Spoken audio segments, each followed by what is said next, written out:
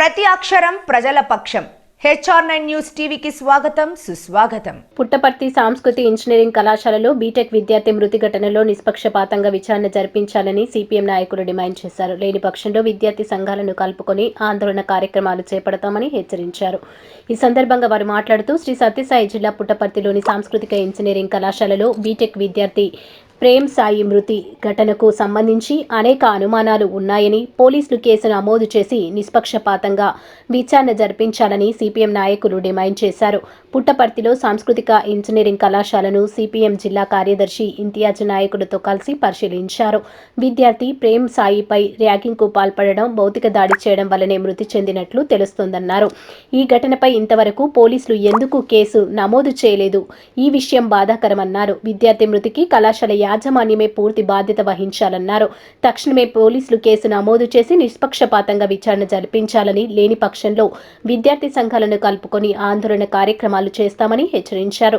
ఇదే విషయమై సంస్కృతి ఇంజనీరింగ్ కళాశాల డైరెక్టర్ నాగరాజును వివరణ అడగగా వారు మాట్లాడుతూ, విద్యార్థి ప్రేమ్ సాయి మృతి ఘటనకు సంబంధించి బయట జరుగుతున్న ప్రచారం పూర్తిగా అవాస్తవమని, ఎటువంటి చిన్న సంఘటన జరిగినా విద్యార్థులు ఫిర్యాదు చేసేందుకు గ్రీవెన్స్ రీడ్రెసల్ కమిటీ ఉంటుందన్నారు. కళాశాలలో ఎటువంటి అసాంఘిక కార్యకలాపాలకు అవకాశం లేదని, సీసీ కెమెరాల పర్యవేక్షణలో నిఘా ఉంటుందన్నారు. కళాశాల ప్రాంగణంలో గాని, హాస్టల్లో గాని విద్యార్థుల మధ్య ఎటువంటి గొడవ జరగలేదని, బయట చిన్నపాటి గొడవ జరిగినట్లు విద్యార్థులు అంగీకరించినట్లు చెప్పారు. మా కళాశాలలో ఎటువంటి గొడవలకు ఆస్కారమే లేదని తెలియజేశారు.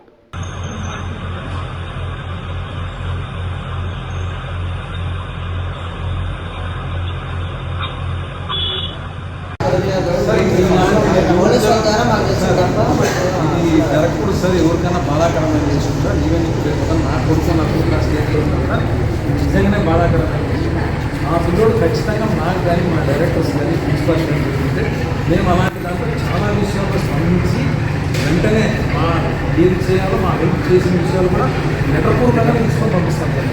ఖచ్చితంగా మా సైడ్ పిల్లల్ని ఎదురు బాగా చూసుకుంటాం సార్. ఆ అబ్బాయి మాకు ఇన్ఫర్మేషన్ ఇవ్వలేదు కదా సార్. ఆ అబ్బాయి చెప్పిన అసలు ఆ అబ్బాయి మా దృష్టికి కూడా తీసుకురాలేదు. ఎందుకంటే మీరు హాస్టల్లో ఆ పిల్లలు రూమ్లో ఉండేవాళ్ళు కూడా వచ్చినారు సార్, ఎంక్వైరీ చేస్తే మా పిల్లలు కూడా తెలియదు సార్. ఆ పిల్లలు బాగున్నాడు సార్, భోజనానికి రమ్మన్నాము. భోజనానికి రమ్మన్న తర్వాత కూడా లేదు నేను ఊరికి వెళ్తున్నా అని చెప్పి 4:30కి ఇక్కడి నుంచి బయలుదేరి వెళ్ళాను సార్. కాలేజ్ కానీ, ప్రిన్సిపాల్కి కానీ, డైరెక్టర్ కానీ ఎవరూ చెప్పలేదు సార్. బట్ ఇది చాలా బాధాకరమైన విషయం. మాకైతే చాలా మంచి స్టూడెంట్.